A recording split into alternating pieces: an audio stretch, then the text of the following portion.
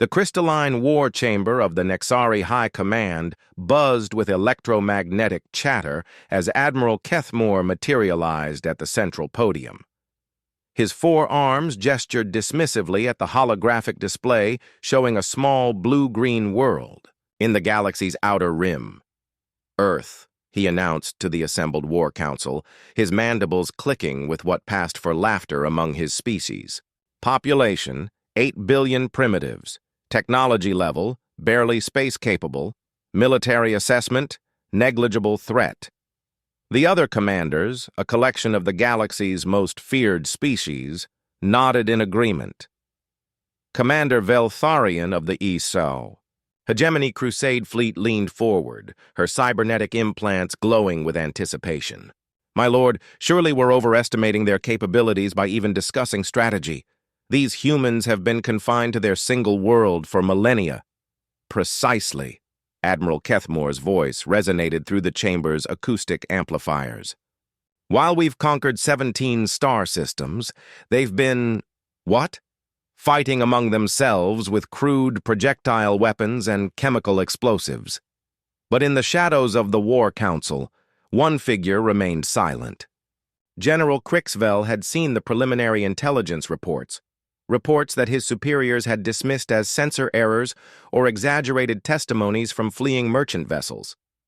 The humans weren't just primitive. They were something else entirely.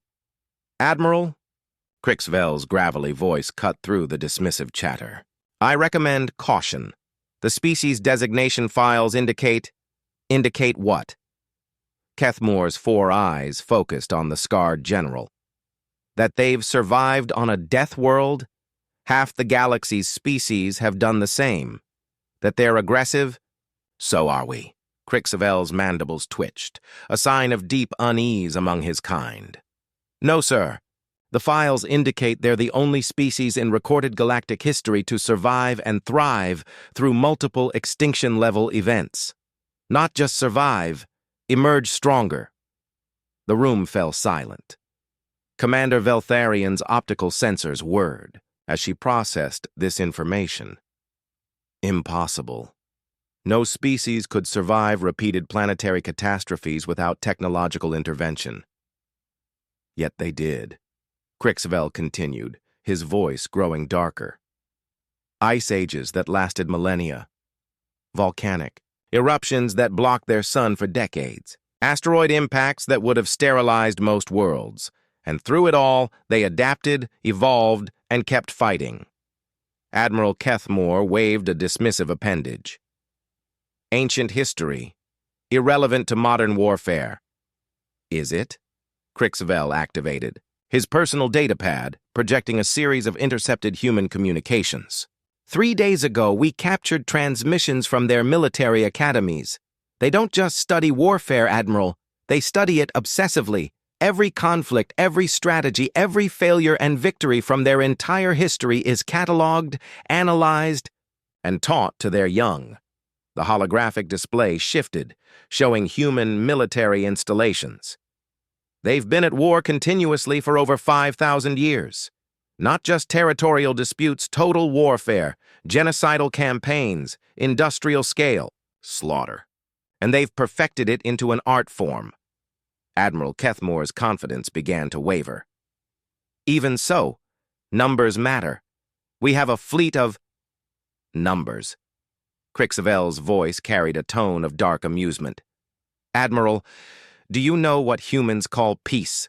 The period between wars when they prepare for the next one. Their entire civilization is built around the concept of organized violence. The War Council exchanged uncertain glances. This wasn't the briefing they'd expected. Furthermore, Crixvel continued, their primitive appearance is deceptive. They've weaponized everything from their communications networks to their entertainment industries. They've turned logistics into a military science. They've made warfare so efficient that they can mobilize their entire population in a matter of days. Impossible, Commander Veltharian protested. No species could maintain such a state of constant readiness without collapsing economically. Crixvel's expression darkened further. They don't just maintain it, Commander. They profit from it. War isn't just their nature. It's their economy. The holographic display now showed human manufacturing capabilities, and the numbers were staggering. The assembled commanders stared in growing disbelief at production figures that dwarfed their own industrial capacity. Admiral Kethmore felt the first cold tendrils of doubt creeping into his consciousness. Perhaps this conquest wouldn't be as simple as they'd assumed.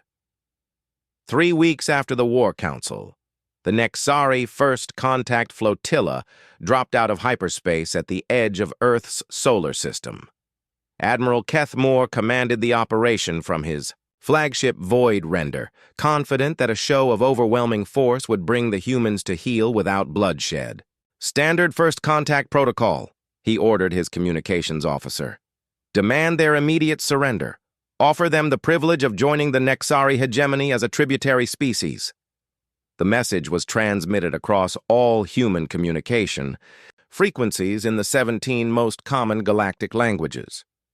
The response came back in under 30 minutes, not in any known galactic tongue, but in what the translation computers identified as English Terran Standard. "Unknown vessels. This is Admiral Raina Voss of the Terran Defense Force. You have entered sovereign human space without authorization. State your intentions or prepare to be fired upon." The bridge fell silent.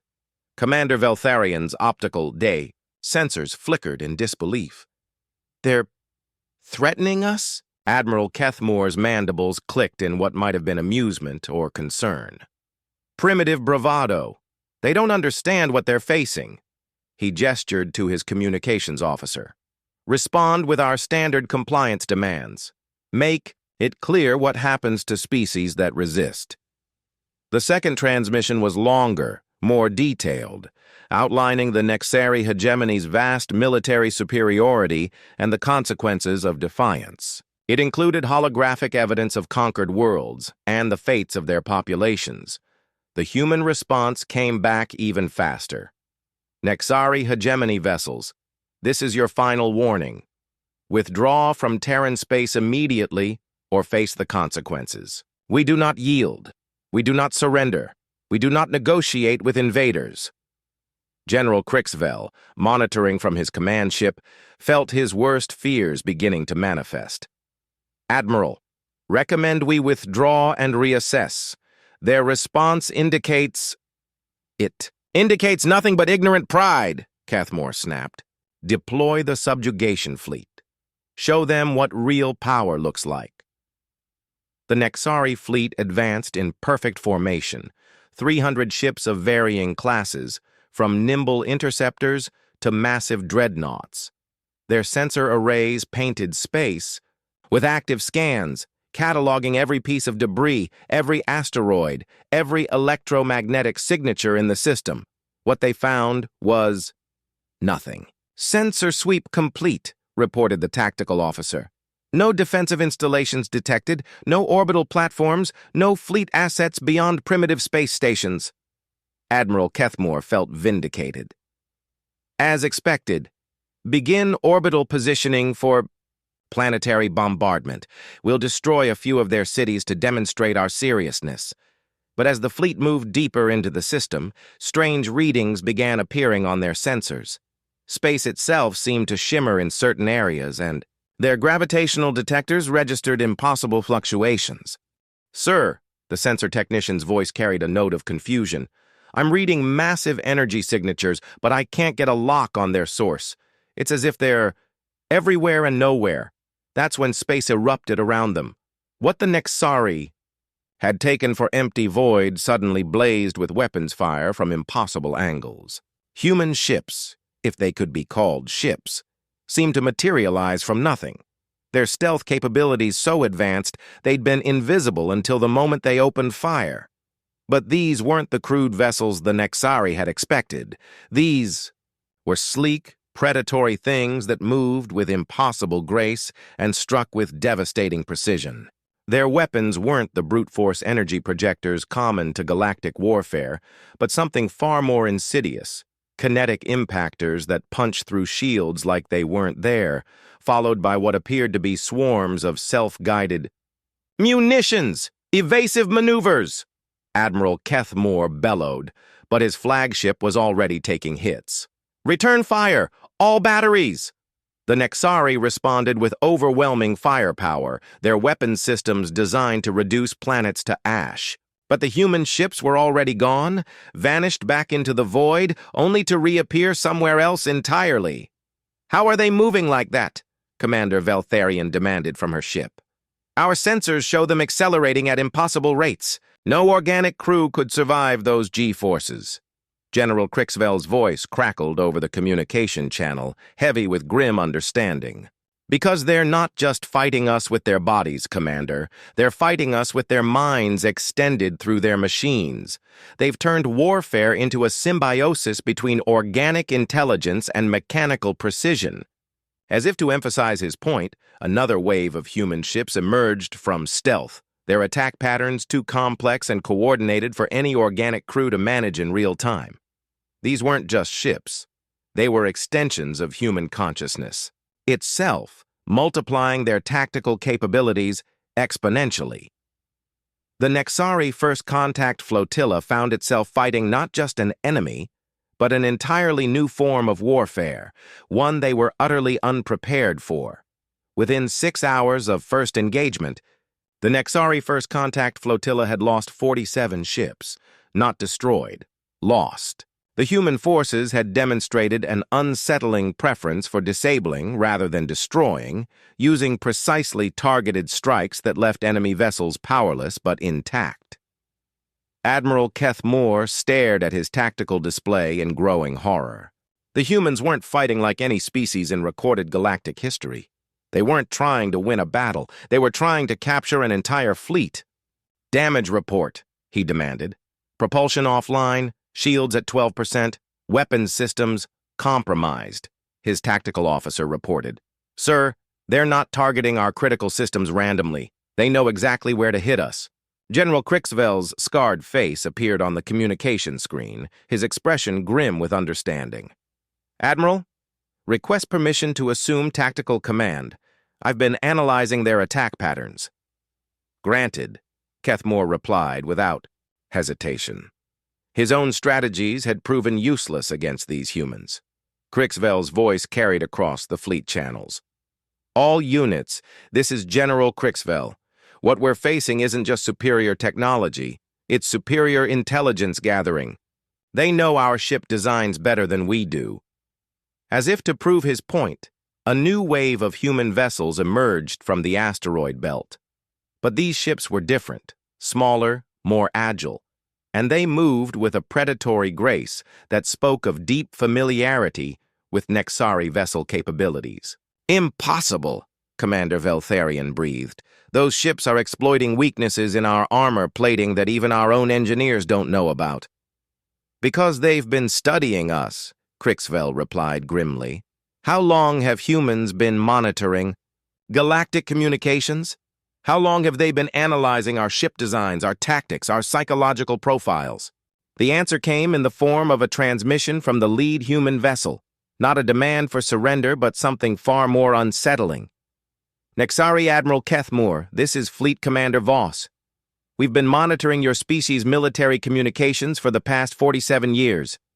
We know your standard battle formations, your tactical doctrines, and your psychological profiles. We know you prefer overwhelming force to strategic finesse. We know you expect your enemies to fight you on your terms." The human commander's voice carried a cold amusement. "We've fought wars that lasted longer than your entire civilization has existed. We've studied every form of conflict from individual combat to planetary siege warfare. We've perfected the art of killing, and we've never stopped learning." Admiral Kethmore felt something he'd never experienced before. Genuine fear. How do you know our communications protocols?" "Because 47 years ago, one of your merchant vessels experienced engine failure in our outer system. We assisted with repairs and sent them on their way. They never realized we'd copied everything, their databases, their communication encryption, their navigational charts. We've been preparing for this day ever since." General Crixvel closed his eyes, understanding flooding through him. "They've been planning this war since before we even knew they existed.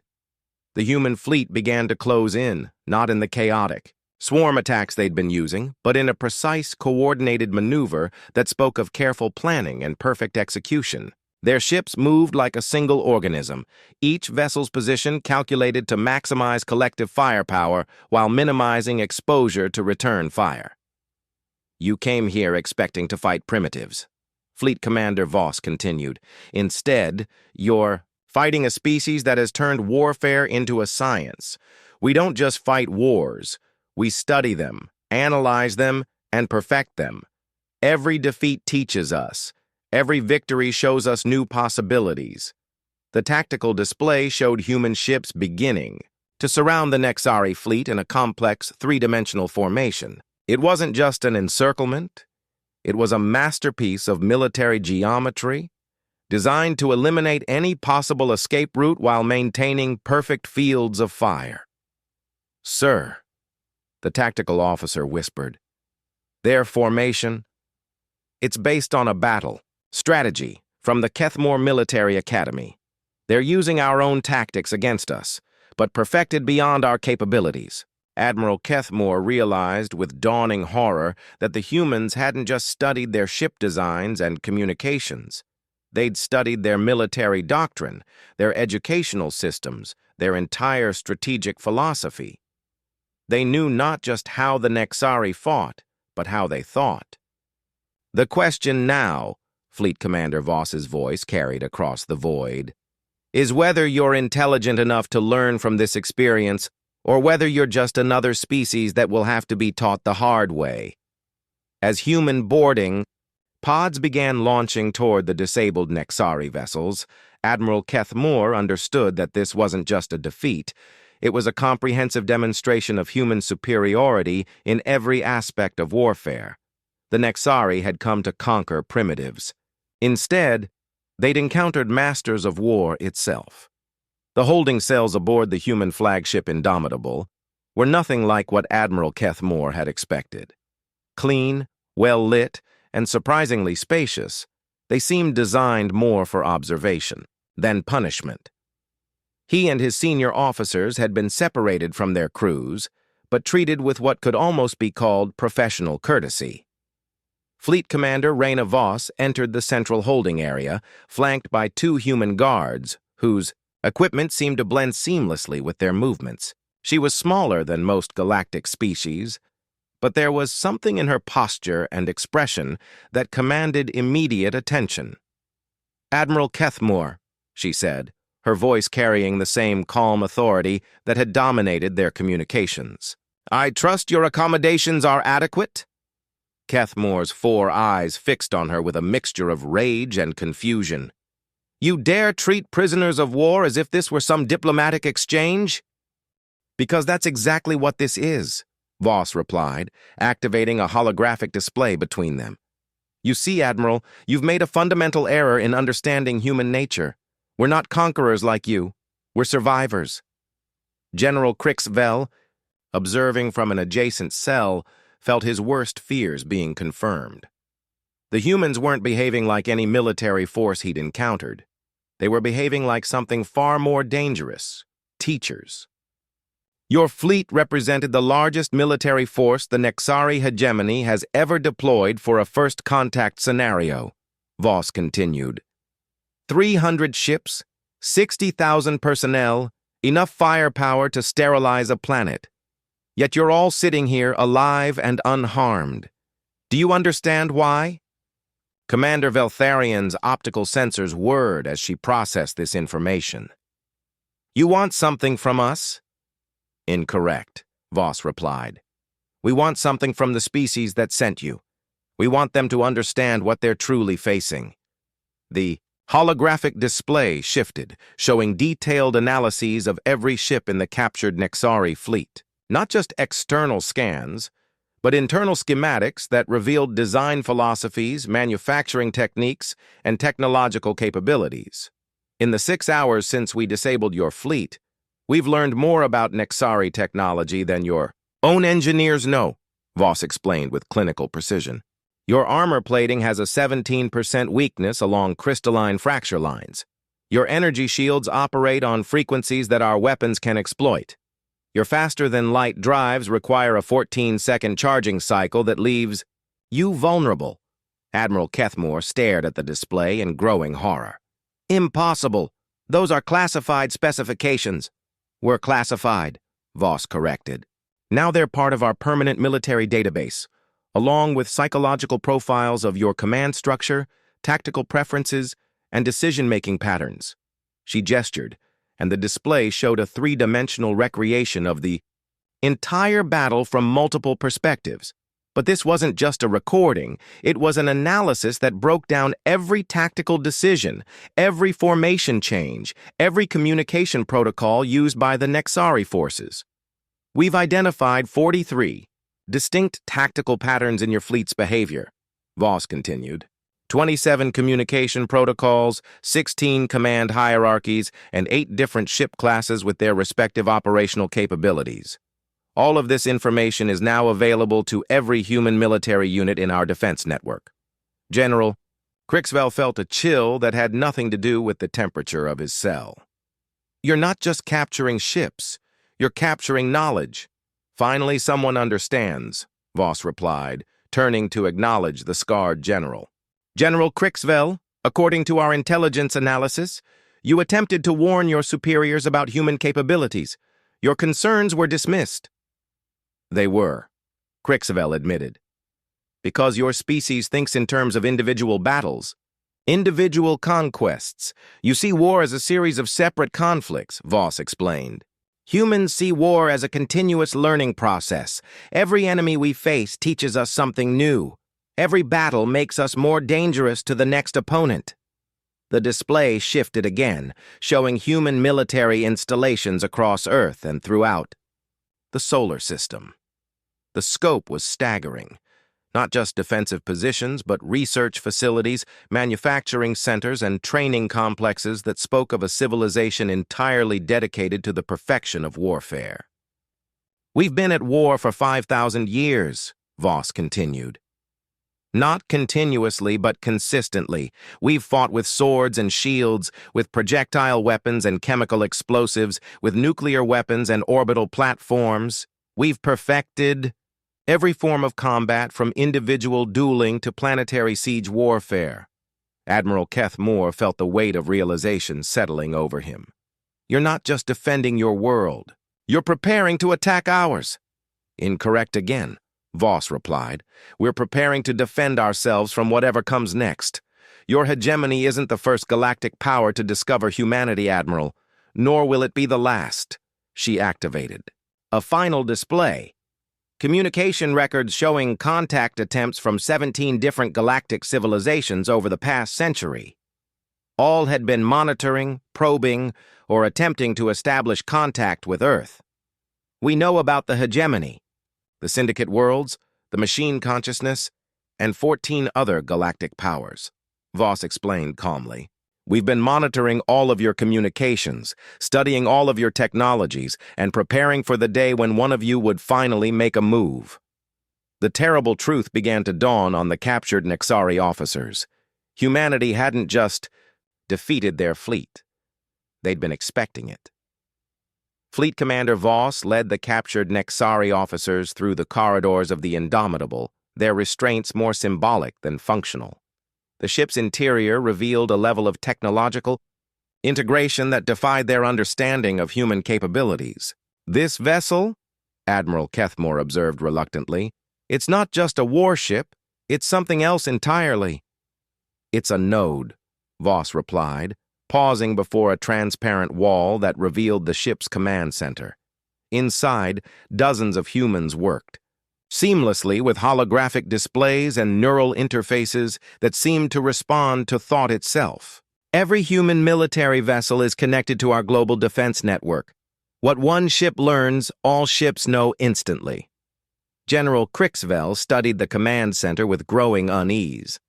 The humans weren't just coordinating their forces, they were sharing consciousness across their entire military structure. How is such integration possible without losing individual tactical flexibility? Because we learned something about warfare that apparently no other galactic species has discovered, Voss replied. The most dangerous opponent isn't the one with the biggest guns or the thickest armor. It's the one who learns faster than you do. She gestured to a massive holographic display that materialized in the corridor around them. It showed not just Earth's solar system, but a three-dimensional map of local galactic space spanning hundreds of light years. Dozens of different colored indicators marked the positions and movements of various alien civilizations. For the past century, we've been monitoring 17 different galactic powers, Voss explained. We know their territorial boundaries, their military capabilities, their technological levels, and their expansion patterns. We've been preparing for multiple simultaneous conflicts. Commander Veltharian's optical sensors focused on the display with mechanical precision. Impossible! The computational requirements alone would exceed the capacity of any planetary civilization. Would exceed the capacity of any individual planetary civilization, Voss corrected. But we're not just a planetary civilization anymore. We're a networked consciousness that spans multiple star systems. The display zoomed in, revealing human installations not just throughout Earth's solar system, but in neighboring systems as well. Hidden colonies, research stations, and military outposts that had been established in complete secrecy. While your various empires have been fighting each other for territory and resources, we've been quietly expanding our presence throughout local space, Voss continued. Not as conquerors, but as observers and defenders. Admiral Kethmore felt the implications crashing over him like a tidal wave. How long have you been operating beyond your home system? 43 years, Voss replied matter-of-factly. We achieved faster-than-light travel the same year your merchant vessel visited our outer system. Coincidence? Hardly. We reverse-engineered their drive technology and improved it within 6 months. The display shifted to show human technological development timelines. The progression was terrifying in its efficiency. Each contact with galactic civilization had resulted in exponential leaps in human capabilities. Every species that has encountered humanity has unknowingly contributed to our advancement, Voss explained. The Kethamari gave us FTL technology. The Syndicate worlds taught us advanced materials science. The machine consciousness showed us neural interface possibilities. We've been learning from all of you. General Krixavel's understanding of the situation crystallized into pure dread. You haven't just been preparing to defend yourselves, you've been preparing to surpass us.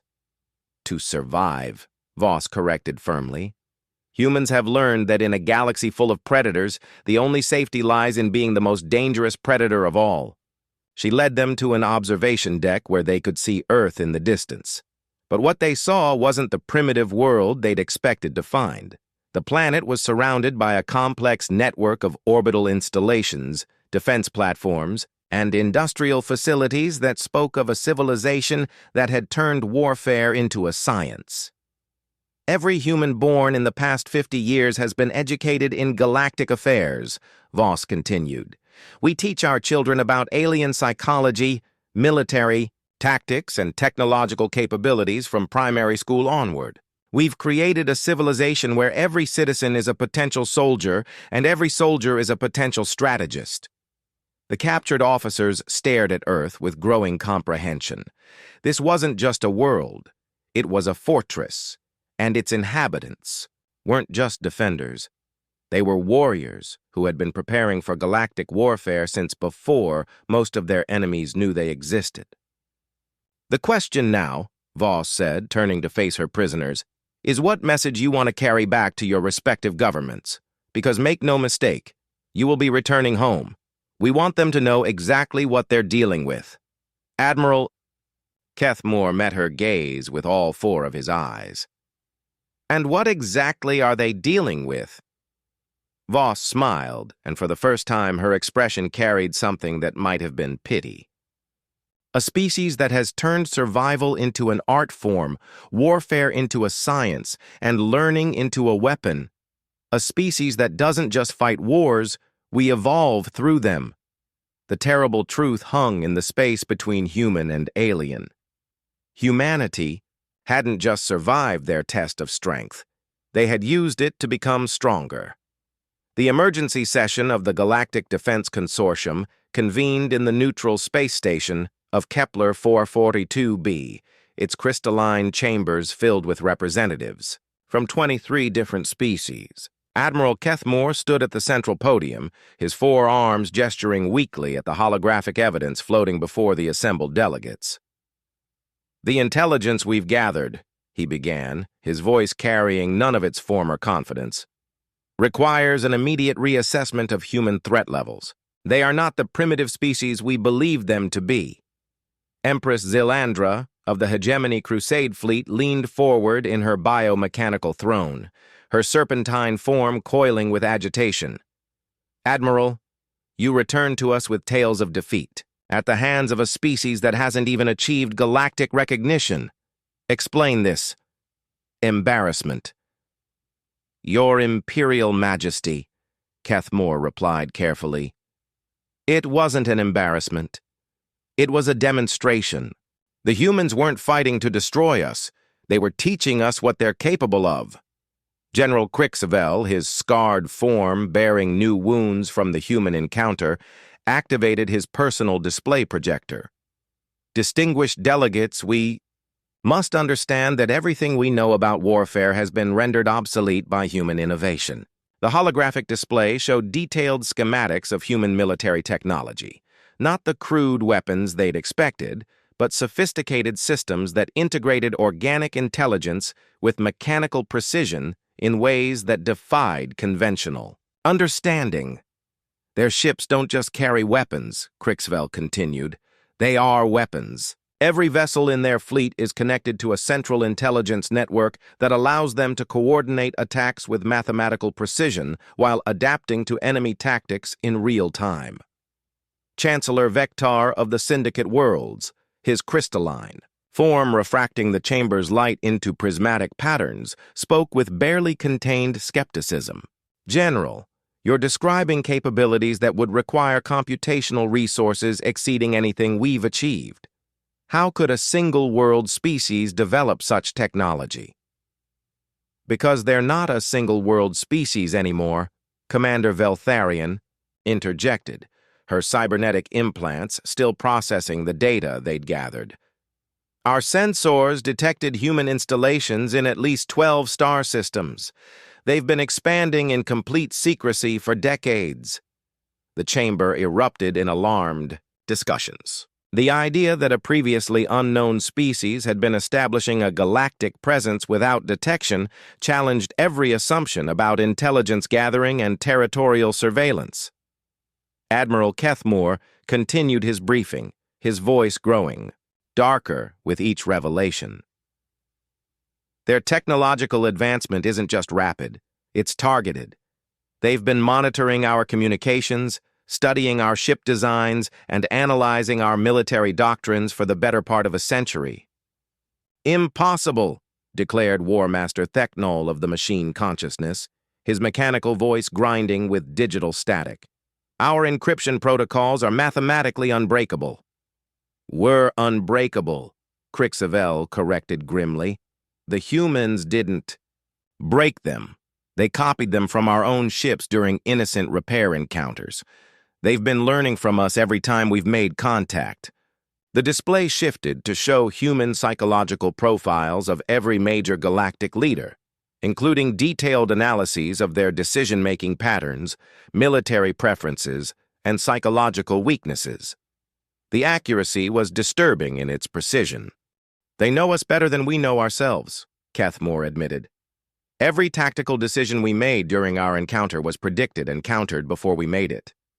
They didn't just defeat our fleet, they demonstrated that our entire military philosophy is fundamentally flawed." Empress Zilandra's serpentine form coiled tighter as the implications became clear. "You're suggesting that humanity represents an existential threat to galactic stability." "I'm suggesting that humanity represents evolution in warfare," Crixavel replied. While we've been fighting territorial disputes and resource conflicts, they've been perfecting the art of survival itself. They don't just win wars. They learn from them and become stronger. The chamber fell silent as delegates processed this information. The humans weren't just another galactic power. They were something entirely new, a species that had weaponized. Learning itself, Chancellor Vector's crystalline structure flickered with agitation. What do they want? Territory? Resources? Subjugation of other species? Nothing, Admiral Kethmore replied, and the word hung in the air like a death sentence. They want nothing from us except to be left alone. They're not conquerors. They're defenders who have achieved such perfection in warfare that they no longer need to attack. They simply wait for threats to present themselves, then demonstrate why threatening humanity is a fatal mistake. War Master Theknol's mechanical systems. Word with computational effort. Recommendation: immediate mobilization of all available military assets for preemptive strike against human positions. Absolutely not, Crixvel snapped with uncharacteristic vehemence. That would be suicide. They've been preparing for exactly that scenario. Any attack on humanity would result in the complete destruction of the attacking force and provide them with even more intelligence about our capabilities. The terrible truth settled over the Galactic Defense Consortium like a shroud. They had discovered a species that had evolved beyond the need for aggression by perfecting the means of defense. Humanity didn't want to conquer the galaxy. They had already made themselves unconquerable. 6 months after the failed Nexari expedition, the Galactic Defense Consortium reconvened for what many delegates privately believed would be their final independent session. The chamber's atmosphere was markedly different. Where once there had been competitive posturing between rival empires, now there was only unified apprehension. Admiral Kethmore, now bearing the title of Special Envoy for Human Affairs, stood before the assembly with data that had fundamentally altered their understanding of galactic power structures. "Esteemed delegates," he began, "our monitoring stations have detected massive changes in human activity across 17 star systems.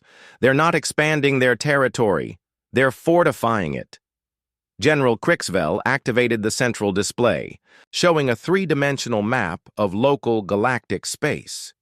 Human installations now appeared as a network of interconnected defensive positions that created an impenetrable barrier around Earth and its colonies.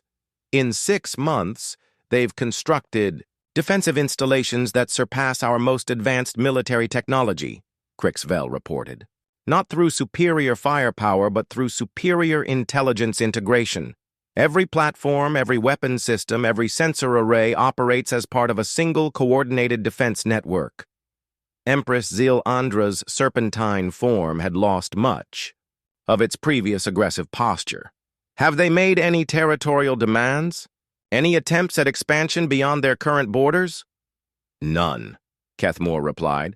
They've established a clear defensive perimeter and declared it off-limits to all galactic powers. Any vessel entering human space without explicit permission is met by their fleet and escorted out, politely but firmly. Chancellor Vector's crystalline structure flickered with nervous energy. What about trade, diplomatic exchange, some form of integration with galactic civilization? They've established trading posts at the edge of their territory, Commander Veltharian reported. But the terms are unique. They don't want our resources or our territories. They want our knowledge, scientific research, historical records, cultural databases. They're systematically acquiring the accumulated wisdom of every galactic civilization. War Master, Theknol's mechanical voice carried a note of something that might have been respect. Assessment. Humans have achieved strategic superiority through information dominance rather than military conquest. Exactly, Crixvel confirmed. They've realized that in a galaxy full of different species and technologies, the most valuable resource isn't territory or raw materials, it's knowledge itself. The display shifted to show human trading stations, marvels of engineering that seemed to blend the best aspects of every known galactic civilization. They weren't just functional, they were beautiful, designed to accommodate every species while demonstrating human technological sophistication. Delegates, Admiral Kethmore said, his voice carrying a weight of finality, we must face the truth. The balance of galactic power has shifted permanently. Humanity isn't seeking to dominate us through force. They've made force irrelevant through superior preparation. A new voice entered the chamber, not from any of the assembled delegates, but from the communication system itself. Fleet Commander Reyna Voss appeared as a holographic projection, her presence filling the space with quiet authority. Honored delegates, she said, her voice carrying the same calm confidence that had dominated their first encounter. I hope you don't mind the intrusion. We've been monitoring your discussions, not through espionage, but because you've been conducting them on communication frequencies we've been using for decades. The chamber fell silent. Even in their most secure discussions, the humans had been listening. We wanted to address your concerns directly, Voss continued. You're trying to understand our intentions, our goals, our place in galactic civilization. The answer is simple. We want to survive. And we've learned that the best way to ensure survival is to make ourselves too valuable to attack and too dangerous to threaten. She gestured, and the display around her showed human achievements that defied easy classification.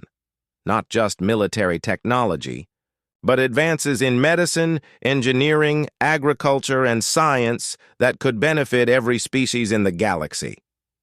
We're not your enemies, Voss said directly. We're your neighbors. We're willing to share our knowledge, our innovations, our discoveries, but only with species that approach us in peace and mutual respect. Empress Zilandra found her voice first.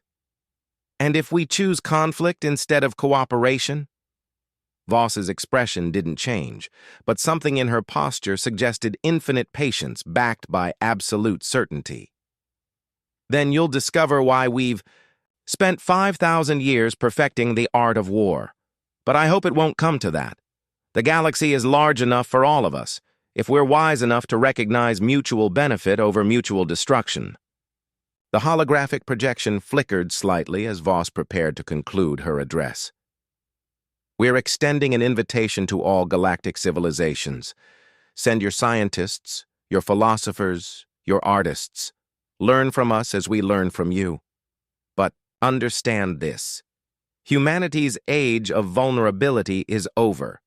We've evolved beyond the need for conquest because we've achieved something far more valuable. We've become unconquerable. Admiral Kethmore stepped forward, his forearms gesturing in, the traditional Nexari sign of respectful acknowledgement. Fleet Commander Voss, on behalf of the Galactic Defense Consortium, we accept your terms. There are no terms, Voss replied with what might have been gentle amusement. There's only reality. We exist. We're here to stay. And we're willing to be the neighbors you choose us to be. The projection faded, leaving the assembled delegates in contemplative silence. The age of galactic expansion through military conquest had ended not with a bang, but with the quiet emergence of a species that had made warfare itself obsolete through perfect preparation.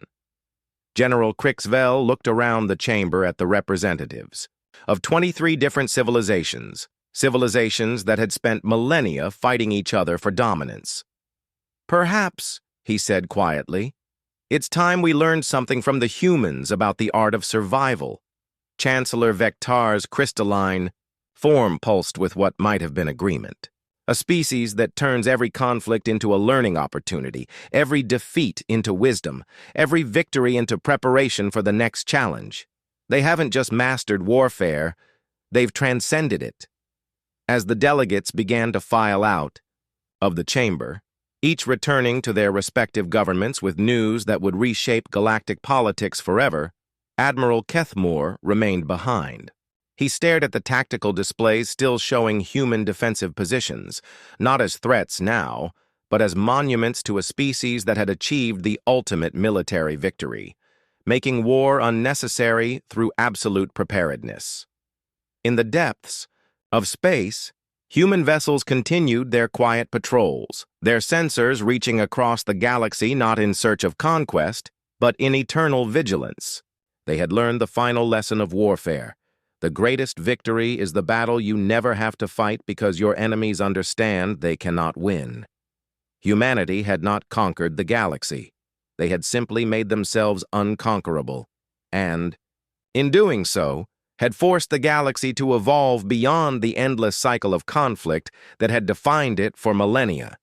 The age of human dominance had begun not with invasion fleets or territorial demands, but with a single, terrifying demonstration of what it meant to face a species that had weaponized learning itself. And in the quiet of space, as alien civilizations reconsidered their place in a universe where humanity existed, the greatest military victory in galactic history was achieved without firing another shot. The humans had won by teaching their enemies that some battles are lost before they even begin, and some species are too dangerous to fight precisely because they have prepared for every possible war.